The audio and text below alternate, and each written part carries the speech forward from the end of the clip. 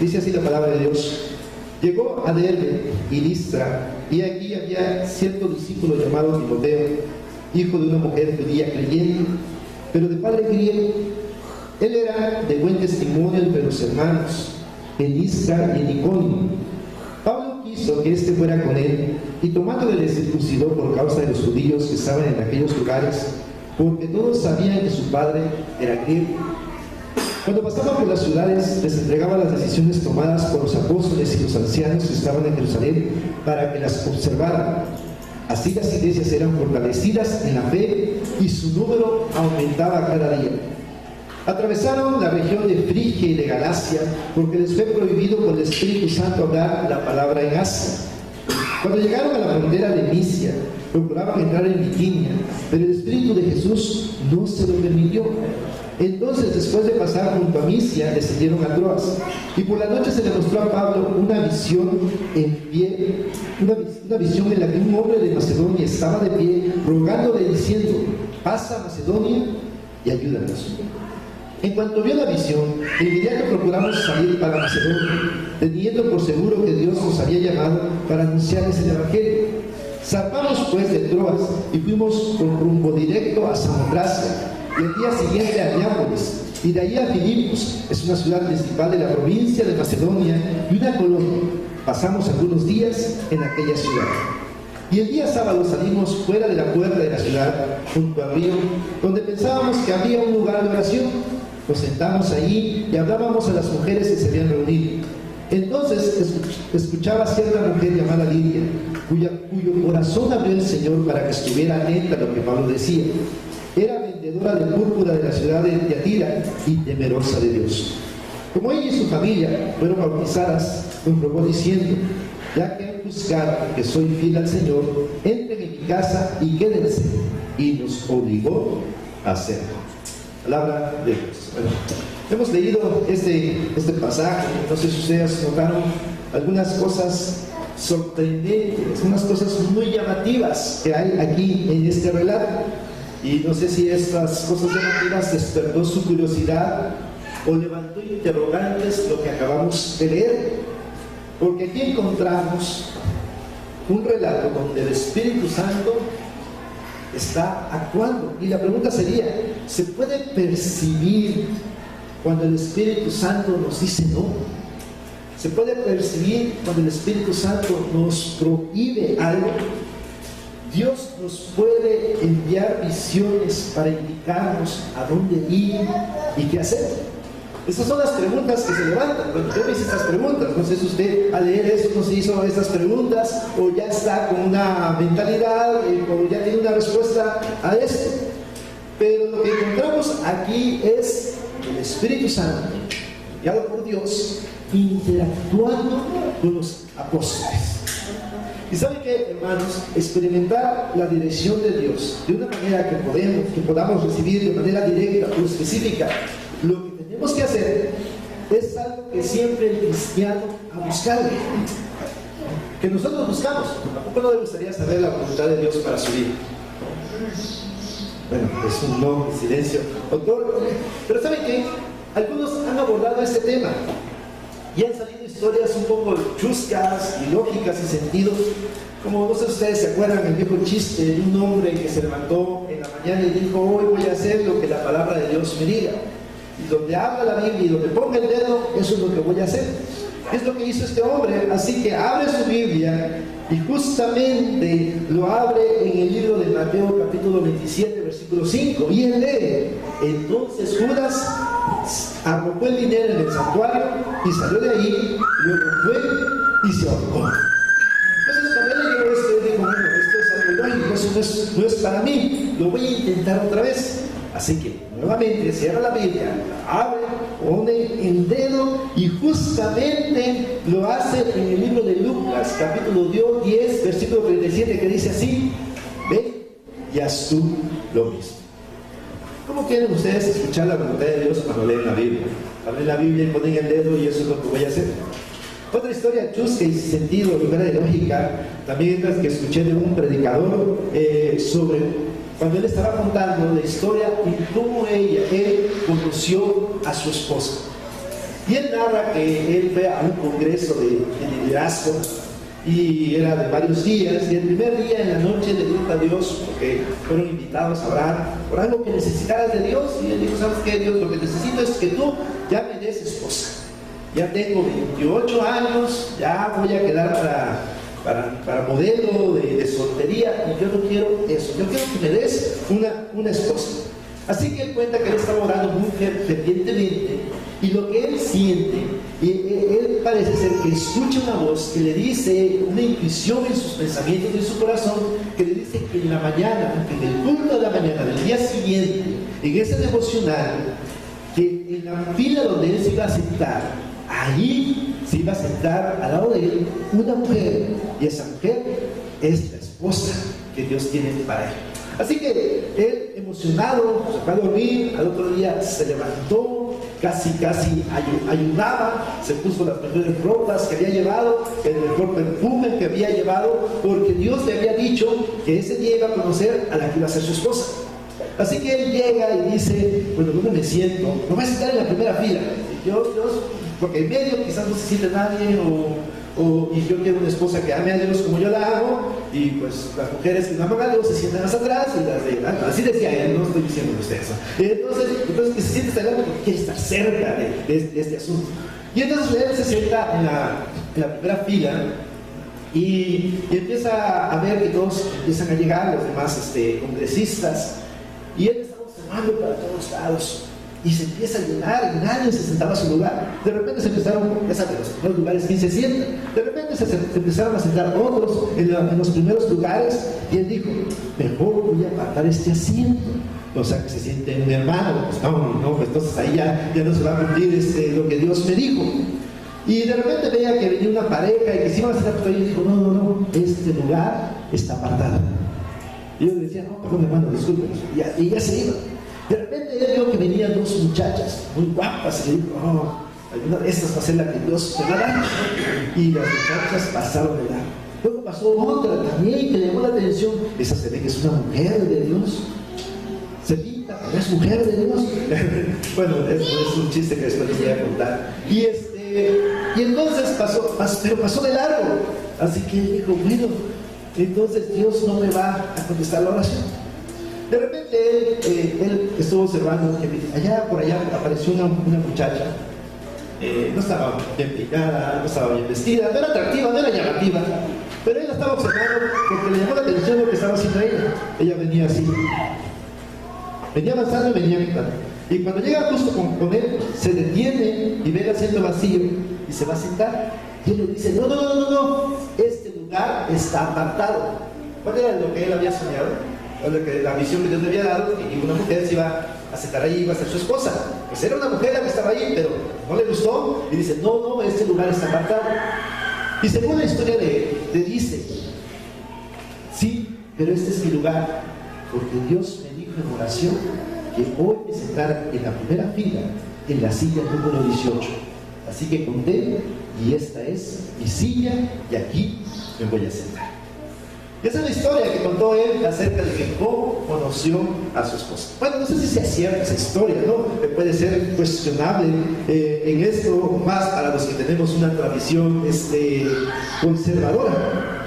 Pero ya sea real o irreal, lo podemos tomar como una parábola que representa la necesidad que nosotros tenemos de ser dirigidos por Dios, de que Dios conteste nuestras oraciones de manera palpable, de manera audible.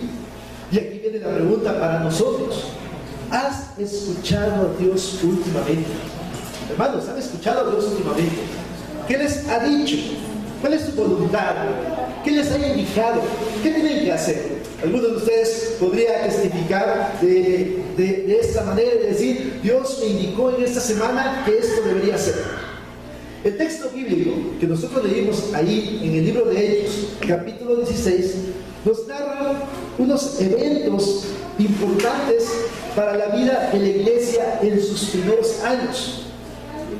Encontramos aquí en escena, dice el versículo 16, que aparece un personaje que se llama Timoteo, aparece otro personaje que también se llama Pablo, pero dentro de la historia también es otro personaje que se llama Silas, y también el historiador que se llama Lucas. Encontramos a estos personajes haciendo un recorrido misionero. De hecho, si sus Biblias tienen subtítulos, dice ahí, segundo viaje misionero. Entonces, podemos notar que en este viaje misionero, lo que sucede es que Dios está activo, el Espíritu Santo está activo. En el libro de Hechos, desde el capítulo 2, se menciona que el Espíritu Santo está actuando en la vida de los discípulos. De hecho, si ustedes notan, allí en el versículo 6, encontrarán que el Espíritu Santo, dice el versículo 6, les prohíbe hablar allá en Asia. Y en el versículo 10, en el versículo 7, perdón, encontramos que el Espíritu de Jesús, el Espíritu Santo, no les permite también ir a Bitinia, es decir, les impide. Ellos tenían ese plan de ir a predicar la palabra en Bitinia, pero se les impide. Y siguiendo la idea entonces de que el Espíritu Santo está activo, en el versículo 9 se le muestra a Pablo una visión en la que un hombre de Macedonia estaba rogando diciéndole: vas a Macedonia y ayúdanos. Lo que nosotros notamos entonces, que la vida de Pablo, de Silas y los demás está siendo dirigida por el Espíritu Santo, y ellos tienen esa comunicación tan palpable con el Espíritu Santo, y el éxito de lo que ellos están haciendo es debido a que el Espíritu Santo los está dirigiendo. Algunos señalan, hermanos, que en realidad el libro que estamos leyendo, el libro de Hechos, porque usualmente se le conoce como Hechos de los Apóstoles, pero debería llamarse como los Hechos del Espíritu Santo. Hechos del Espíritu Santo. Pero como les decía, muchos se han hecho la pregunta cuando leen ese texto bíblico: ¿por qué Dios no nos dirige de esta manera? Así que escuchamos y percibamos a Dios hablándonos, diciéndonos: no hagan esto sí lo hagan, aquí no deben ir, ahí sí deben ir. Porque de repente, no sé si ustedes han visto los últimos eventos, que nos ha sobrado comida. Y a veces decimos: bueno, ¿cómo saber de alguna manera en que no debemos pedir tanta comida porque luego nos sobra? ¿Cómo encontrar una guía para eso? Y de repente nosotros encontramos en otras corrientes de iglesias evangélicas a muchos hablando de esta manera: Dios me dijo esto. O escuchamos a predicadores que dicen: Dios me dijo esta palabra. Y cuando nosotros lo escuchamos, a veces nos cuestionamos y decimos: bueno, ¿en verdad Dios le dijo o lo está inventando? ¿Lo está utilizando para tener autoridad y así no le refutemos? ¿O que realmente, en verdad sí Dios le dijo? Pero sin cuestionarlo tanto, haciendo otro análisis, nosotros nos damos cuenta que todas esas personas que dicen: Dios me dijo, Dios me dio esta palabra, la mayoría de ellos son pastores o predicadores o evangelistas. Es decir, la mayoría tienen su vida ante la iglesia sobre el altar. Y parece ser que el cristiano que está detrás del altar queda excluido de esa experiencia religiosa. Es decir, nosotros que no somos ellos, al parecer quedamos excluidos de escuchar la voz de Dios de esa manera. Porque realmente, pues ustedes lo están viendo y en los testimonios, nunca se ha escuchado que alguien diga: hermanos, Dios me impidió que fuera a tal lugar, Dios me prohibió hacer esto. Ustedes han testificado de esta manera, que Dios le dio una visión de lo que a dónde debía ir y hacer esto. ¿Lo han dicho ustedes? Para nada, es verdad, no lo hemos dicho. Entonces, por eso surgen las preguntas: ¿en verdad podemos encontrarnos a Dios dirigiendo nuestra vida de esta manera, como lo estaban experimentando los apóstoles? ¿Por qué el cristiano común no tiene acceso a este tipo de experiencia religiosa? Para contestar esas preguntas, el texto bíblico nos habla implícitamente sobre la vida que escogieron los discípulos de Jesús. Estos personajes se llaman Pablo, Silas, quienes reclutan a un joven Timoteo. Eso fue lo que leímos del versículo 1 al versículo 4. Y estos escogieron, ¿saben qué escogieron ellos? Ser parte del plan de Dios. De hecho, ya encontramos en Hechos 9:15, si quiere vaya conmigo a Hechos 9:15. Dice así la palabra de Dios. Dice, aquí se está hablando de Pablo, el versículo 15 dice: ve, porque este hombre me es instrumento escogido para llevar mi nombre ante los gentiles, los reyes y los hijos de Israel. ¿De qué se trata de Pablo? Pablo estaba dentro de los planes de Dios. Pablo se involucró en los planes de Dios. El estilo de vida entonces que escogieron estos personajes, y esto nos debe llevar a reflexionar, es estar donde a Dios le interesa estar. Trabajar y vivir en los intereses de Dios. En España hay un médico que no recuerdo ahorita su nombre, pero me acuerdo de su contenido, de lo que él hizo. Este hombre era un médico cirujano, pero decidió escribir un libro de ayuda, de motivación a las personas. Y él escribe un libro que se titula así: Encontrar el camino. Así lo tituló. Y encontrar el camino para él es decir, tener una vida donde nos encontramos satisfechos con las elecciones que hicimos y el resultado que se deriva de él. Es decir, aquella persona que le gusta hacer lo que hace, no importa lo que hace, y es feliz, y es satisfecho, y le ha ido bien, esa persona ha encontrado el camino. Y en una entrevista que le hicieron a él para una revista que se llama Mente Sana, él señala que para encontrar el camino, todo se resume en contestar esas tres preguntas. Y les voy a decir las preguntas. Y yo quiero que piensen en esas preguntas. Es parte de la dinámica de la vida. La primera pregunta es: ¿qué esperan ustedes de la vida? ¿Qué esperan ustedes de la vida? Para contestar esta pregunta, nosotros tenemos que pensar en el final de nuestra vida. Es decir, ¿cómo esperamos que nosotros seamos recordados? ¿Qué impresión queremos dejar en el mundo? Esa es la idea. ¿Qué esperas de la vida? ¿Qué esperas? ¿Cómo quieres ser recordado? Daniel quiere ser recordado como un baterista, mejor baterista, entregado a Dios. Cristian quiere ser recordado como el mejor guitarrista, que nunca dio sus notas musicales para el mundo, sino solamente para Dios. Bueno, estoy suponiendo, ¿no? Pero de alguna manera, algunos de ustedes estarán pensando: ¿cómo quiere ser recordado? ¿Quiere ser recordado como los que acaban de fallecer recientemente? ¿Cómo quiere ser recordado? La segunda pregunta es: ¿qué te motiva? ¿Qué te motiva? Es decir, analizar que algunas cosas las hacemos con gusto y otras cosas las hacemos a disgusto. Otras cosas las hacemos motivados y otras cosas las hacemos desmotivados. ¿Se dan cuenta? Si ustedes analizan eso, ustedes podrán notar que en realidad aquello como quieren ser recordados es aquello que más les gusta. Y puede incluir, si somos honestos, que a lo mejor no nos gusta venir a la iglesia. A lo mejor venimos desmotivados a la iglesia. Podemos encontrarnos con eso. Podemos encontrarnos con esa noticia. No nos voy a obligar a pensar: no, pues a mí me gustaría ser recordado porque nunca fallé a la iglesia. Y que iba con esa motivación de alabar a Dios. Pero aquí viene la tercera pregunta. La tercera pregunta es: ahora que ya encontraste cómo quieres ser recordado, y lo encontraste a través de aquello que más te gusta hacer, de aquello que te apasiona, la tercera pregunta es: ¿qué estás dispuesto a pagar para realizar aquello que esperas de la vida? Es decir, ¿qué estás dispuesto a sacrificar? ¿A qué estás dispuesto a renunciar para alcanzar tus metas en la vida, o para llegar a aquello que tú quieres realmente hacer y te encuentres satisfecho incluso de las consecuencias de tus elecciones?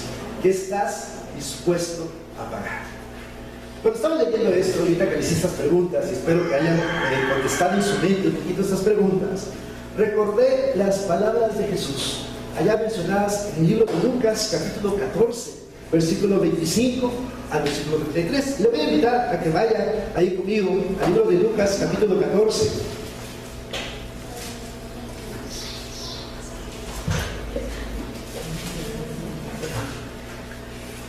Lucas, capítulo 14, del versículo 25 al versículo 33.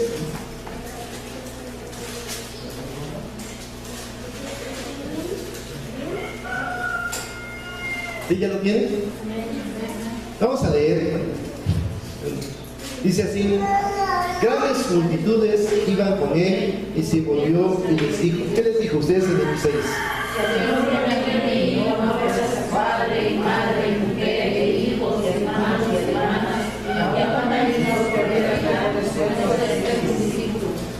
y cualquiera que no toma su propia cruz y viene en pos de mí no puede ser mi discípulo.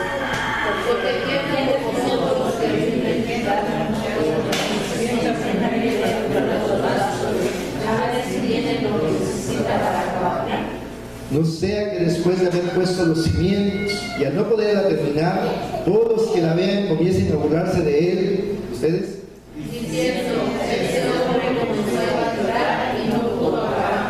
¿O qué rey que sale a hacer guerra contra otro rey no se sienta primero y consulta si puede salir con 10,000 al encuentro del que viene con 20,000?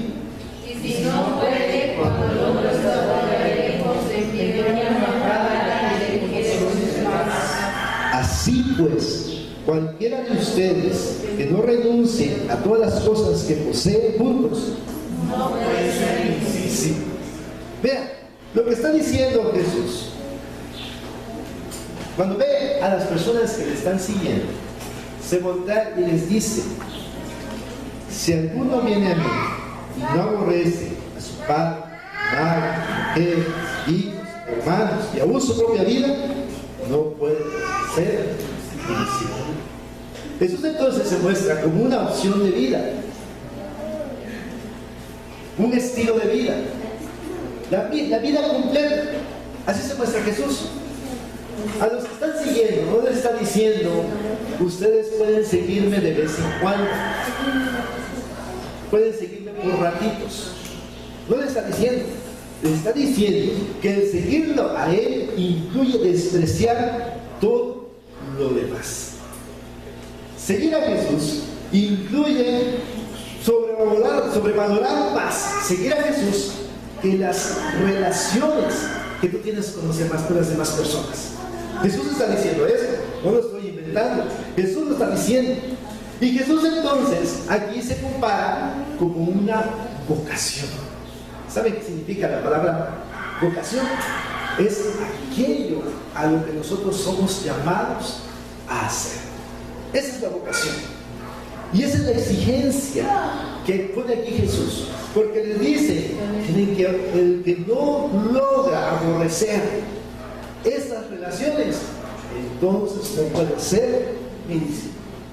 Es algo muy duro, ¿no? Porque nosotros nunca, cuando venimos a Jesús, no esperamos escuchar estas palabras. No esperamos que implique tanto. No esperamos que Dios nos invite a darle todo. No esperamos. Quizás nosotros decimos: bueno, ya tengo mi rutina de vida como cristiano. Tengo mi rutina de vida cristiano, que nada más vengo tales días. Allá afuera, pues soy entre sí y entre no, dialogamos, pero no saben en realidad qué tipo de cristiano soy. Es decir, encontramos que en realidad Dios no exige tanto. Bueno, sí creemos, pero cuando leemos la Biblia, sí hay una exigencia total. Una exigencia total. Ahora, miren, yo les decía que este llamado de Jesús es como una vocación. El que se dedica a ser médico, su vocación es médico las 24 horas. Es más, si viniera un médico y se convirtiera a Cristo, el pobre no descansaría los domingos. ¿Saben por qué? Porque cuando terminara el culto: oiga, hermano, ¿sabe qué? Toda la semana me dolió aquí, ¿quién me receta? Le diríamos. Y se lo digo porque estuve anteriormente en una congregación donde había médicos Y después de felicitarlos y de decirles, oye hermano, ¿sabe quién me vaya? Y yo nomás veía que ellos se reían porque ya habían dado, después de que terminó el culto y en el trayecto para su coche, ya había dado 5 consultas médicas, incluyendo hasta la de los predicadores. El médico entonces tiene la vocación de ser médico las 24 horas. Aquel médico que trabaja en un hospital, si cuando vamos a él por un dolor y notamos que él está como distraído, no nos escucha, al parecer ni siquiera saca las recetas para darnos, y nosotros decimos, oiga doctor, me duele mucho, voy a necesitar una operación, y el doctor dice, ¿sabe qué? Mire, no le puse atención porque estoy preocupado porque si mi hijo llegó contento al kinder o no. ¿Qué le diríamos nosotros? Pues que no tiene oficio, que no tiene vocación, que es poco profesional, porque él como doctor debe abandonar sus pensamientos, debe aborrecer a su hijo para poder funcionar como doctor. Y en la vida así es, realmente los doctores así actúan. Y cualquier profesionista así hace. Los que son maestros, ¿a poco cuando están dando la clase? 2 por 2, 58. No, están concentrados. Aunque tengan bien problemas, aunque tengan algunas situaciones, aunque tengan que pagar los créditos que deben, no importa, en su vocación ustedes tienen que darle la espalda a todo para poder decir 2 por 2 igual a 4. Las vocaciones así nos dan una exigencia. Cuando estamos realizando el trabajo no importa todo lo demás, lo que importa es realizar el trabajo y aborrecer todo. De hecho, piensen, no sé si ustedes se han dado cuenta que en el mundo así sucede. En el mundo, por ejemplo, los doctores incluso son capaces de abandonar a sus esposas e irse con una enfermera. ¿Por qué sucede eso? Porque la enfermera está dentro de la vocación. De eso nos allanó. Porque el licenciado se va con la secretaria.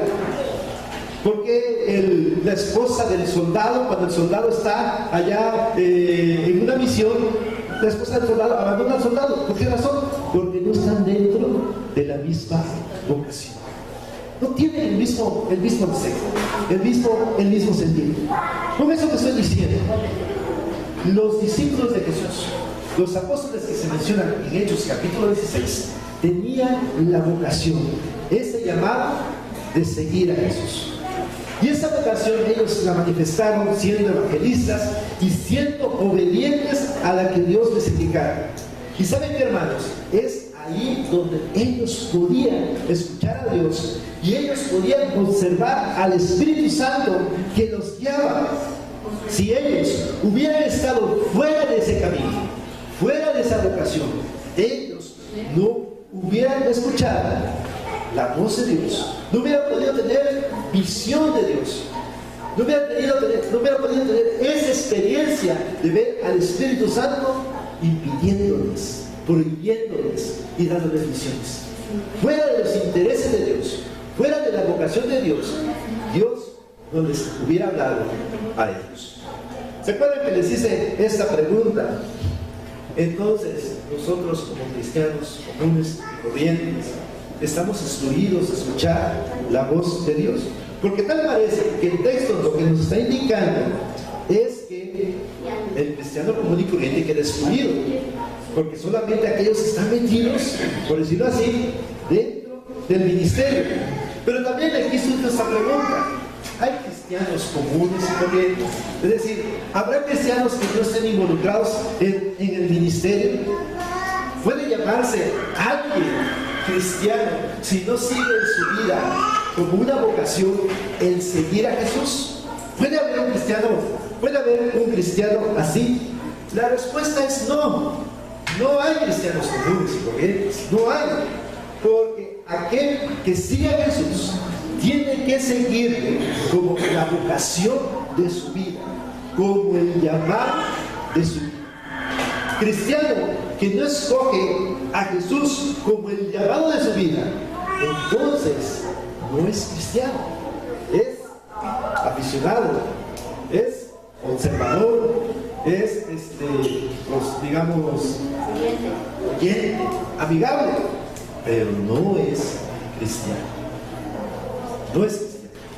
Miren, déjenme darles otro pasaje de la Biblia, allá en Primera de Pedro, capítulo 2, versículo 9.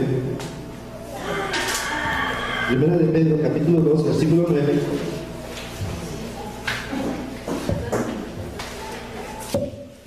Dice así el versículo 9: pero ustedes son linaje escogido, real sacerdocio, nación santa, pueblo adquirido, para que anuncien las virtudes de aquel que los ha llamado de las tinieblas a su luz admirable. ¿Ya lo tienen todos?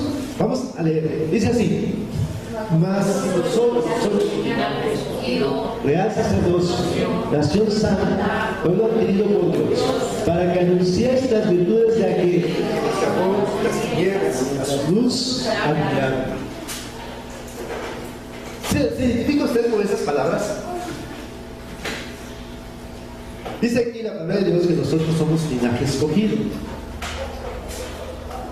Usted se identifica con su apellido, ¿no? Yo ya les dije que allá en mi pueblo, los Argueta somos los que mandamos. Oye, casarse con una Argueta para las chicas, era. ¿Y quién es tu novio? Una Argueta. ¿Ustedes que les gusta su apellido?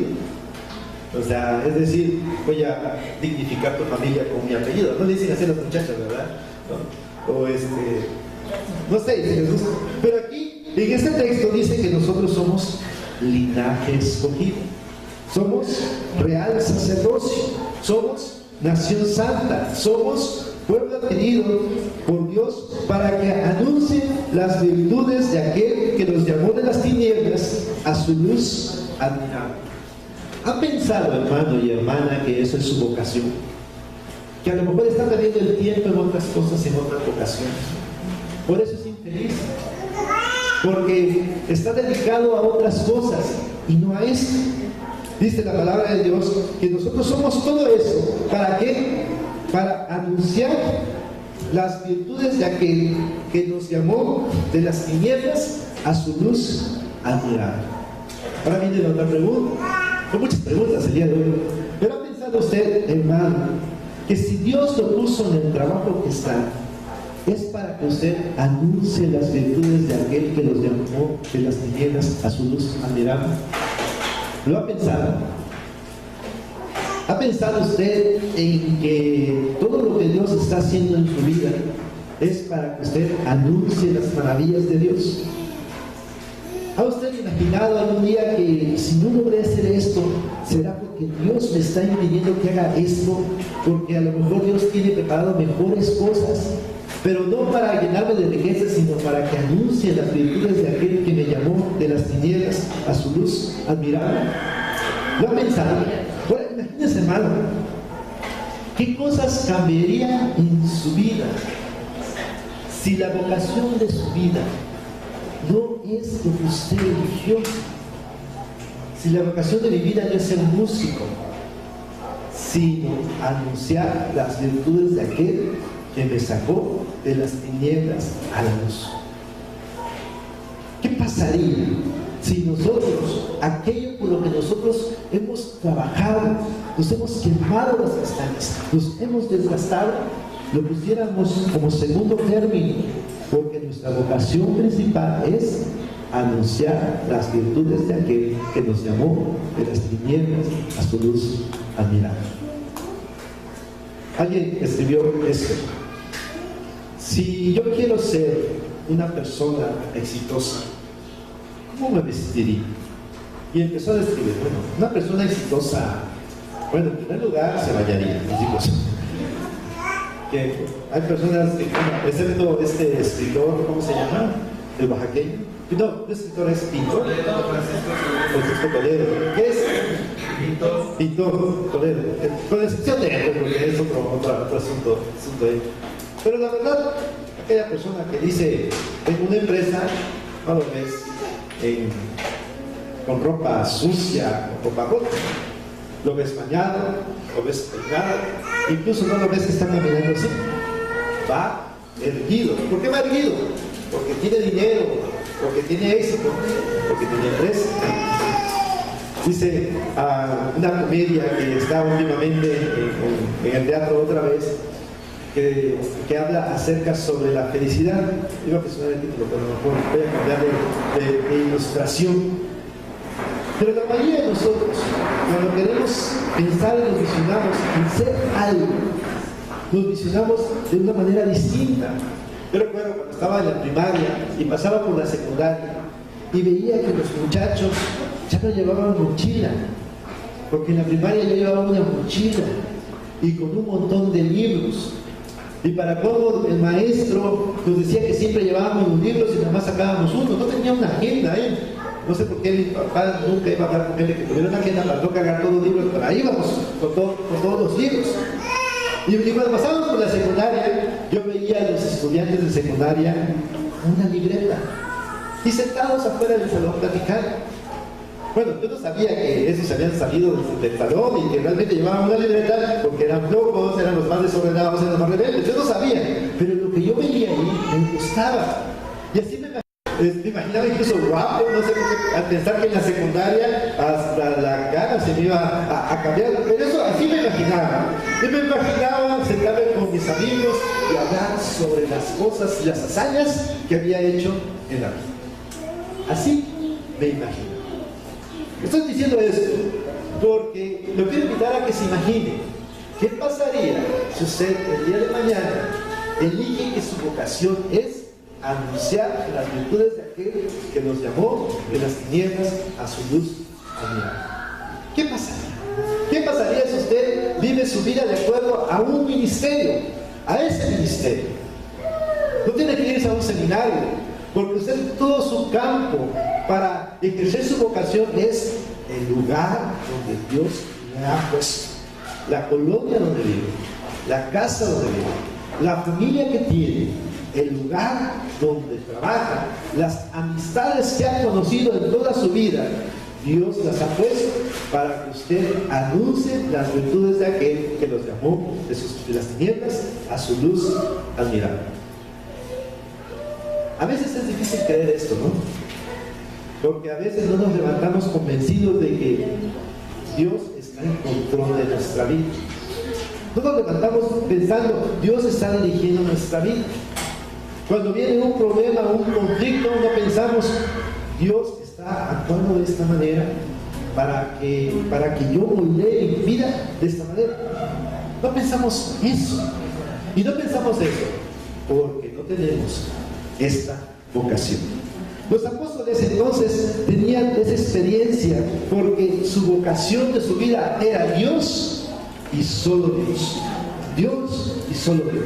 ¿Saben? El apóstol Pablo, allá en el capítulo 9 que leímos acerca de que Dios lo había escogido para anunciar en su nombre en medio de los gentiles, era un hombre que había elegido como vocación ser fariseo, celoso de la ley. Es más, cuando Dios lo llamó, él estaba viviendo su vocación. A él no le importaba arrastrar a los seguidores de Jesús con el caballo, llevar jalarlo de los cabellos, quemarle sus casas, apedrearlos. No les importaba, no tenía conciencia. ¿Por qué? Porque estaba siendo fiel a su vocación. Pero cuando sigue a Jesús, en Filipenses se narra, todo esto lo tengo por basura. Porque su vocación de él ahora era Dios, seguir a Jesús y solamente a Jesús. Bueno, ya me tardé mucho en este punto. Voy al siguiente punto. Ahora surge otra pregunta. Quiero que pongan atención en esa pregunta. Entonces, si Dios es nuestra vocación, constantemente podremos ver al Espíritu Santo prohibiéndonos, evitando que hagamos esto y dándonos visión. ¿Saben qué, hermanos? Siguiendo el texto bíblico, la respuesta es sí. Pero quiero que note algunas cosas para entender cómo sucede esto. Vamos una vez más al texto de Hechos, capítulo 16, porque andábamos en Primera de Pedro. Regresemos allá a Hechos, capítulo 16. Dice así la palabra de Dios. Dice en el versículo 6: atravesaron la región de Frigia y de Galacia, porque les fue prohibido por el Espíritu Santo hablar la palabra en Asia. Cuando llegaron a la frontera de Misia, procuraban entrar en Bitinia, pero el Espíritu de Jesús no se lo permitió. Hermanos, lo que estamos leyendo nosotros es una narración de los hechos. En cada narración que nosotros encontramos en el texto bíblico, hay un escritor, hay un investigador, hay un narrador. Y usualmente este personaje que escribe la historia mezclada con sus reflexiones. Primero él sabe la vida en pasado, y él está relatando la historia en pasado, aunque ocupa el tiempo presente. Pero realmente el escritor no está llevando una bitácora, sino que ya él, después de que sucedieron las cosas, él empieza a escribir la historia. Y cuando empieza a escribir la historia, incluye sus propias reflexiones de los eventos que sucedieron. Eso es típico en los textos bíblicos. El escritor no narra una bitácora, sino que él narra los eventos, mezclándolas con sus propias reflexiones. Así es lo que sucede en el texto bíblico. Porque noten ustedes, dice ahí el versículo 6: atravesaron la región de Frigia y de Galacia, porque les fue prohibido por el Espíritu Santo hablar la palabra en Asia. Miren, el versículo 6 está resumido de lo que pasó. Así que el escritor no quiso describir todos los eventos. Porque aquí es lo que la pregunta: ¿de qué manera ellos notaron que el Espíritu Santo les prohibía hablar la palabra en Asia? ¿De qué manera ellos se dieron cuenta que no podían hablar ahí por provisión del Espíritu Santo? ¿De qué manera? No se nos describe, sino que la conclusión es que la razón por la que no pudieron hablar la palabra en Asia es porque Dios, el Espíritu Santo, se los prohibió. Y viene el versículo 7: cuando llegaron a la frontera de Misia, procuraban entrar en Bitinia, pero el Espíritu de Jesús no se le permitió. También, ¿cómo sucedió eso? No tenemos más detalles, pero lo que tenemos es una conclusión: es que el Espíritu Santo no se los permite. Lo que está sucediendo aquí es un resultado de los eventos que ellos vivieron, y ellos vivieron una conclusión de que lo que había pasado era resultado del Espíritu Santo. Es decir, ellos tenían una conciencia de que todo lo que sucedía era por la actuación del Espíritu Santo. A ver, hermanos, ¿les gusta a ustedes el canto? Si Dios es grande, si Dios es fuerte, y luego sigue: y si Dios es por nosotros, ¿quién contra nosotros? A mí me gusta ese canto, pero está basado allá en Romanos capítulo 8, versículo 28. Pero sabemos que los que aman a Dios, ¿qué? Todas las cosas les ayudan a Dios. Todas las cosas les ayudan a Dios. Nosotros entendemos ese texto porque creemos que Dios está dirigiendo nuestra vida. Los apóstoles podían concluir que la razón por que no pudieron hacer esto, porque no llegaron a hacer esto, es porque el Espíritu Santo estaba interviniendo en sus vidas. Y luego sigue lo que sucede después del hombre de Macedonia. Dice la palabra de Dios en el versículo 9: y por la noche se le mostró a Pablo una visión en la que un hombre de Macedonia estaba de pie rogándole y diciendo: pasa a Macedonia y ayúdanos.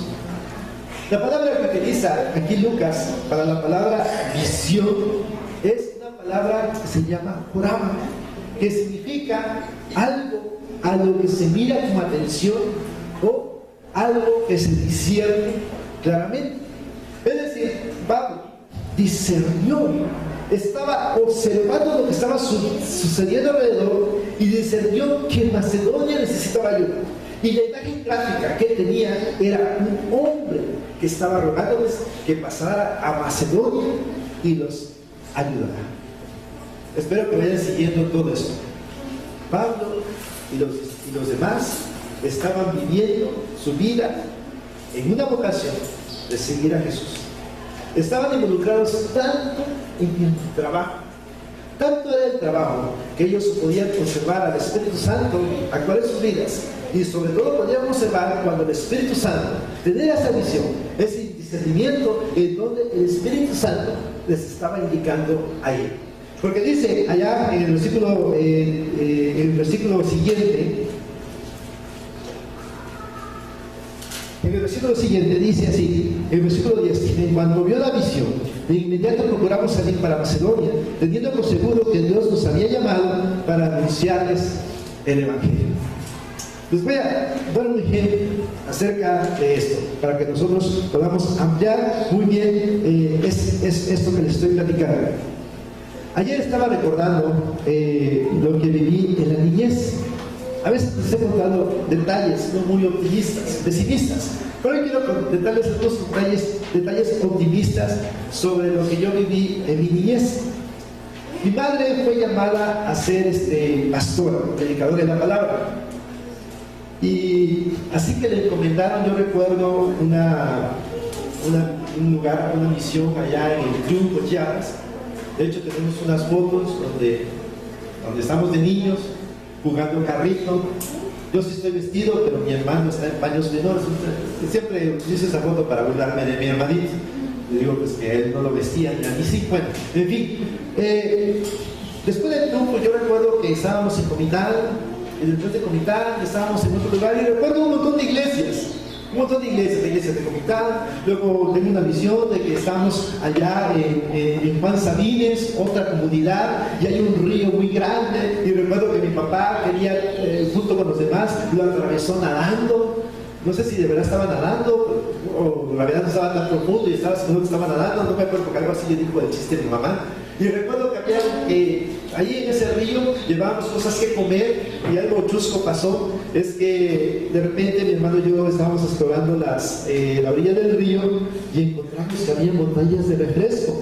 Y nosotros nos emocionamos y decimos: mira, de aquí salen las botellas de refresco. Éramos niños, hermano, no sabíamos cómo se hacía esto. Así que agarramos una botella de refresco y la llevábamos con mi mamá. Y mi mamá dijo: ¿dónde se agarró esa botella? De allá. Desde la oreja creo que nos llevó, y volvimos a poner la botella, y ya nos explicó: esta botella nos trajeron los que están allá, y para que no se calentara por el calor que hacía, los metieron aquí para que estén frías. Ahí entendimos que las botellas de refresco no salían del río.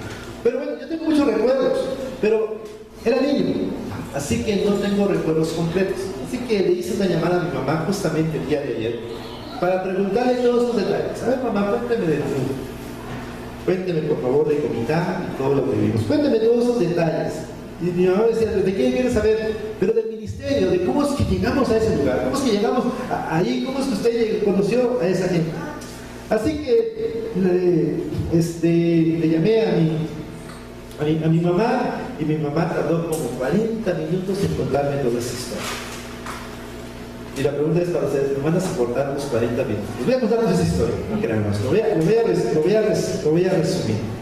Bueno, entonces, mi mamá me cuenta que ella, cuando estaba saliendo del Instituto Bíblico, le dijeron que se quería tomar la misión del Triunfo. Y ella dijo que sí. Y se fueron allá, al Triunfo.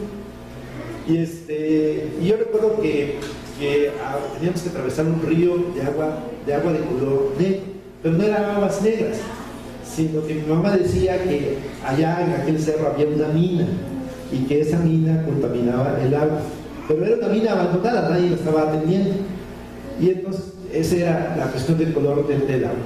Pero después del Triunfo, yo recuerdo que nos fuimos a Comitán, y mi mamá me dice: pero después que pasamos un año y en el Triunfo, en una reunión de todas las iglesias del estado, se me invitó a mí si quería ir a Comitán a abrir una nueva obra. Y entonces yo dije: sí, sentí que Dios me estaba llamando a Comitán. Y aparte Comitán era un lugar fresco, entonces yo dije: pues voy a Comitán. Y por esa razón todos hicimos maletas y nos fuimos a Comitán. Nos fuimos, mi papá, mi hermano, yo, 3 hermanas que tengo. Nos fuimos, ahí estuvimos la familia de 7 integrantes.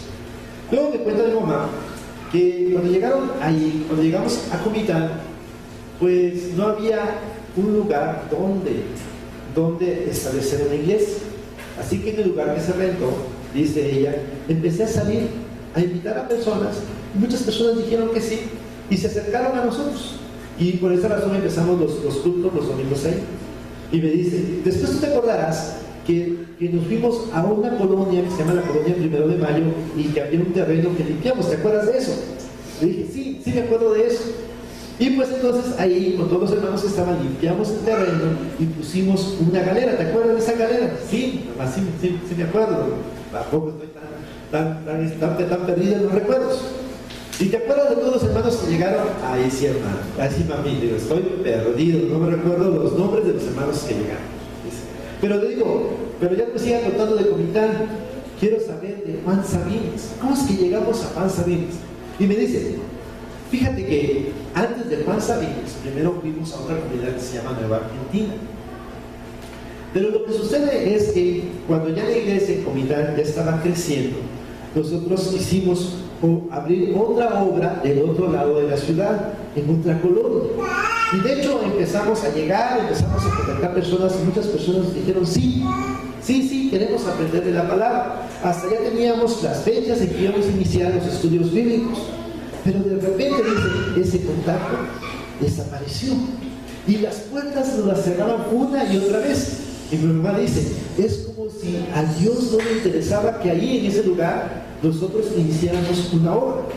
Y nosotros nos decepcionamos, decía mi mamá, yo puse triste pues porque yo estaba dedicada a eso. Así que mi papá, ahora esta es mi conclusión, mi resumen, mi reflexión, mi papá, Dios lo llevó a hacer un viaje.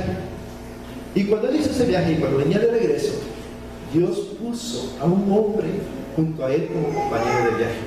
Y ese hombre, compañero de viaje, empezó a platicar con mi papá. Y él le dice, ¿sabe qué? Yo soy cristiano, pero vivimos en la selva. Se nos enseñó la palabra de Dios, pero nos abandonaron. ¿No podría ir usted y la pastora a predicarnos la palabra? Y mi papá le dijo, pues ¿dónde es? No, pues mire, de Maravilla, de Nejapa, agarra a Loma Bonita, de Loma Bonita, ahí se acabó la carretera y son 3 horas a caballo, pero ustedes como nunca han ido se van a aventar unos 8 horas. Y de ahí llega, y la comunidad se llama Nueva Argentina. Y preguntan por nosotros y ahí nos encontraron. Y mi papá recibió toda la información y llega a mi casa y le cuenta a mi mamá y le cuenta esta noticia. Pareciera ser que mi papá lo que recibió fue una visión, porque era un compañero de viaje. Cuando llegó el autobús a Comitán, mi papá desciende del carro y ya no lo ve más. Solo lleva un papel, anotado el nombre, una dirección y una necesidad en el corazón. Cuando mi papá se lo cuenta a mi mamá dice, allí es donde debemos ir a predicar la palabra. Al siguiente domingo se lo cuenta a la congregación y la congregación dice, es ahí donde debemos ir a predicar la palabra. Así que toda la congregación se alistó y en menos de 15 días estábamos haciendo el viaje a la selva, a esa comunidad de Nueva Argentina. Pero hermanos, parecía de locos, porque en aquel tiempo no había celular, ellos no tenían teléfono para estarse comunicando, para la logística de los eventos, para no perderse, era de locos. Pero ahí iban ellos, porque habíamos recibido una visión de un hombre que nos decía, pasa a Macedonia y ayúdanos. A mí se me enchina la piel cuando recuerdo eso. ¿Sabe por qué se me enchina la piel? Porque es Dios actuando, es Dios dirigiendo el ministerio de mi madre. Después me cuenta mi mamá que después de un año ella fue al mercado y cuando estaba en el mercado comprando algunas cosas, una persona le dice, oiga, usted como la manera en cómo se ve, usted parece que es cristiano. Mi mamá dice, bueno, no sé, no era rica, no venía vestida de lujo, pero bueno, okay, usted dice que soy cristiano. Mi mamá después entendió que el Espíritu Santo le dijo a esta persona, ella es cristiana. Después entendió eso. La otra persona no escuchó una voz audible. Esta persona es cristiana, pero sintió que esa persona era cristiana. Entonces se acerca a mi mamá y le cuenta que ella vive en un poblado que se llama Juan Sabines y que hay una persona enferma y que necesita oración. Y luego le dice, pero no solamente necesitamos oración, también necesitamos que nos enseñe de la palabra. Y le da los datos, y no tenía el número telefónico, no había celular ni nada, le da el nombre y la dirección de Juan Sabines, y no la vuelve a ver más mi mamá en esa época. Entonces mi mamá regresa, se lo cuenta a mi familia, se lo cuenta a la iglesia, y la iglesia dice: ahí también Dios nos está indicando ir a predicar la palabra.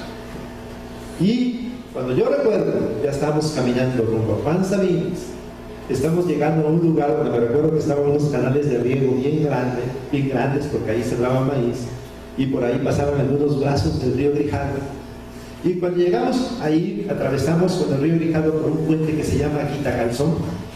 Se llama Quitacalzón porque ahí el río pasa con una corriente tan fuerte, que si tú te metes a nadar ahí, ya sabes lo que te puede suceder. Entonces, atravesamos ahí ese río por el puente, que no crean que por el río, por el puente, y llegamos a Juan Sabines. En Juan Sabines llegó a orar mi mamá por esa familia. Hicimos culto, recuerdo ese día. Y la área, mi mamá, junto con los demás hermanos de toda la iglesia, se organizó una escuela bíblica vacacional. Yo recuerdo que llevábamos mochilas cargando todo el material para la escuela bíblica vacacional. Después, en la época de Navidad, recuerdo que la misma congregación de ahí hizo un drama, y lo más chistoso era que en el drama a una persona tenía que decir: ahí está la estrella que nos anunció que Jesús nació, porque él era un mago de Oriente. Pero en el ensayo, a su mano izquierda estaba la estrella, pero cuando pusieron la certificación, la estrella estaba en el lado derecho. Así que él había ensayado de señalar así. Y entonces lo chusco fue cuando él dijo: aquí está la estrella, y entonces se puso a dar vueltas hasta que llegó la estrella. Esa escena yo recuerdo, a mí me hace gracia, sé que ustedes, pero estuvo muy gracioso. Y después recuerdo los bautizos. Pero en resumen esto, lo que dirigió el ministerio de mi mamá fue el Espíritu Santo. Mi mamá en aquel tiempo era muy dedicada al ministerio. Ahorita ya no tiene diabetes, ya no ve bien, ya no camina bien, pero en aquel tiempo era muy dedicada al ministerio. Mi mamá no era de las que estaba mucho tiempo sentada, siempre estaba tocando puertas. En algunos lugares les abría la puerta, en otros lugares al parecer se le impedía que ella fuera. Pero ¿saben cuando yo recuerdo entonces? A la raíz de lo que hablé con mi mamá, a raíz de ese texto, es lo que le impedía a mi mamá no hablar la palabra de Dios en tales lugares. ¿Sabe quién era? El Espíritu Santo. ¿Por qué razón digo eso? No estoy diciendo la blasfemia, porque el que está dedicado a la obra de Dios sabe que Dios está constantemente dirigiendo su vida, y Dios está actuando en su vida, tanto que Dios se va a involucrar en la vida y le va a impedir hacer esto, le va a prohibir hacer esto. Pero también recibía muchas visiones de personas que le decían: pasa a Macedonia, pasa a este lugar y ayúdanos. Y en los lugares donde tenía éxito, era porque Dios le había indicado ir a ese lugar. Yo espero que me estén siguiendo en lo que les estoy diciendo. Vamos al libro de Salmos, capítulo 121. Y con esto terminamos con este salmo. Salmo 121.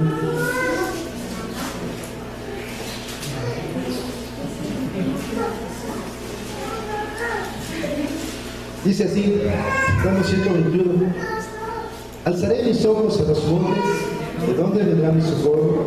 Mi socorro viene del Señor que hizo los cielos y la tierra. No permitirá que resbale tu pie, ni se adormecerá el que te guarda. Y aquí no se adormecerá ni se dormirá el que guarda Israel. Jehová es tu protector, Jehová es tu sombra a tu mano derecha. El sol no te herirá de día ni la luna de noche. El sol te guardará de todo mal, él guardará tu vida. El Señor guardará tu salida y tu entrada desde ahora y para siempre.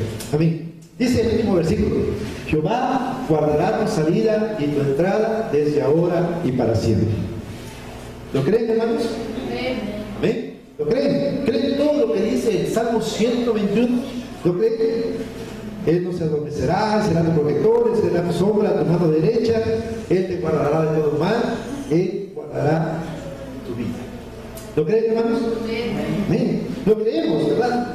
Creemos en la palabra de Dios. Pero cuando leemos este salmo, significa que Dios está pendiente de nosotros. También significa que tratará de comunicarse con nosotros. Tratará de hacernos ver el camino que nosotros debemos seguir. Dios estará con nosotros, porque si Él guarda nuestra salida y nuestra entrada, y si ve que hay un peligro, Él buscará las maneras de protegernos del peligro. Y si nosotros vamos en el rumbo equivocado, Él buscará las maneras para que nosotros dejemos de estar en ese rumbo equivocado. Eso es lo que esperaba aquel que leía el Salmo 121. Esa se tenía. Ahora tengo las últimas preguntas para usted.